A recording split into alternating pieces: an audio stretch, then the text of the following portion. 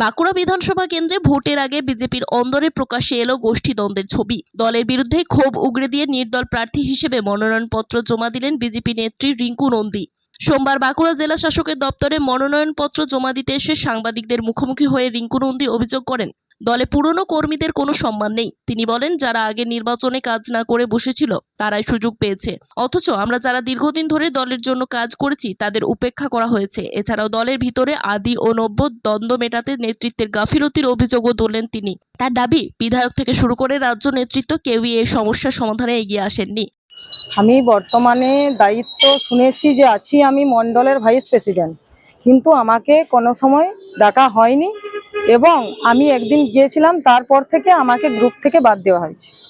আমি করলাম অনুরাগে। আমরা এই পার্টিটাকে মানে কি বলবো, মানে সংগঠন থেকে আরম্ভ করে সমস্ত কিছু দায়িত্ব নিয়ে এবং নিজের পকেটের পয়সা খরচা করে সংগঠন তৈরি করেছিলাম।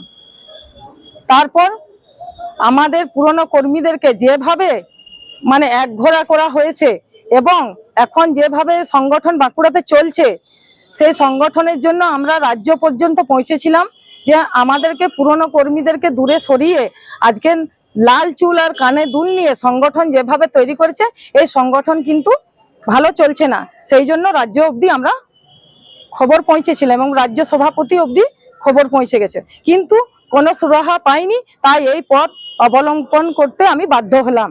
আজকে এই পুরনো নতুন নিয়ে যে দ্বন্দ্বটা চলছে, আজ অনেকদিন মানে যাবৎ চলছে, কিন্তু উনি নিজেও জানেন যে কিভাবে এই দ্বন্দ্ব চলছে, কিন্তু উনি মিটমাট করার কোনো সিদ্ধান্ত নেয়নি এবং রাজ্য পর্যন্ত কোনো সিদ্ধান্ত নেয়নি। এটা প্রার্থী হতে বাধ্য হলো, কেননা এরা যে আমাদের জেলা সংগঠনটা চলছে, এরা তৃণমূলের কাছে বিক্রি হয়ে গেছে, বুঝতে পারছেন। তাই এদের উপর আমরা আর আস্থা রাখতে পারছি না।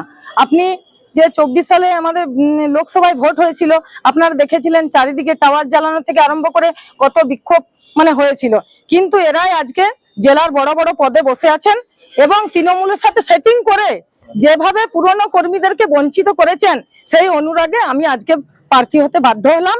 বিধায়কেরও দায়িত্ব ছিল এই সংগঠনটাকে, ভাবলে উনি সকলে মিলে কাজ করার একটা সুযোগ করে দিতে পারতেন, কিন্তু উনিও কোনো গাপাত লাড়েননি এবং ওই জেলা সভাপতির কথাতে প্রভাবিত হয়ে উনি ওনাদেরকে ভয় করে আজকে পুরনো কর্মীদেরকে দূরে সরিয়েছেন।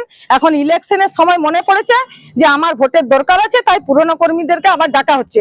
কিন্তু এতদিন পর্যন্ত দেখবেন যে মিটিং মিছিল হচ্ছিল, আপনারা তো দেখেছেন মিডিয়ার মাধ্যমে, কিন্তু আমাদের পুরনো কর্মীদের আপনারা দেখতে পাননি। আর 21 সালের ভোটে পরাজিত হওয়ার পরে যারা এতদিন বসেছিল তাদেরকে আজকে জেলা কমিটিতে স্থান দেওয়া হয়েছে, আমাদের পুরনো কর্মীদেরকে বাদ দেওয়া হয়েছে। সেই অনুরাগে আমি আজকে বাধ্য হলাম নির্দল প্রার্থী হতে।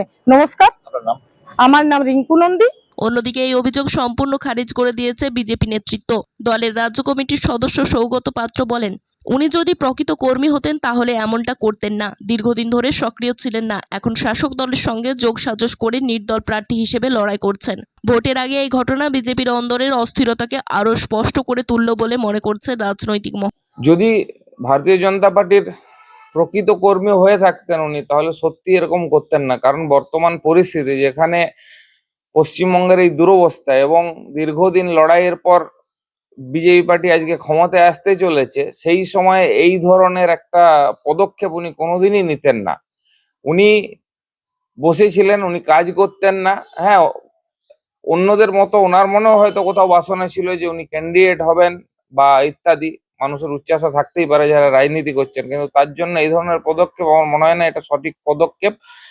এবং উনি যদি সেই ধরনের মূল্যবান এবং দক্ষ কার্যকর্তা হতেন, তাহলে দল অবশ্যই ওনাকে প্রায়োরিটি দিত বা কাজ করাতো। হয়তো উনি নিজে কাজ করতেন না, তাই উনি নিজেই বসেছিলেন। আজকে হঠাৎ কি মনে হয়েছে, হয়তো শাসক দলের সাথে যোগসাজশ করে তৃণমূল বিজেপির ক্ষতি করার জন্য উনি এই ধরনের পদক্ষেপ নিয়েছেন বলে আমার মনে হয়। বিজেপি পার্টিতে নতুন পুরনো বলে কিছু নেই, এখানে সবাই সম্মিলিত হয়ে বিজেপি পার্টিকে কাঁধের ওপর তুলে নিয়ে গিয়ে আজকে এই জায়গায় এসছে।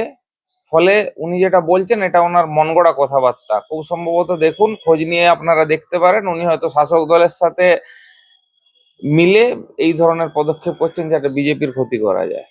ব্যুরো রিপোর্ট, জেলার বার্তা নিউজ।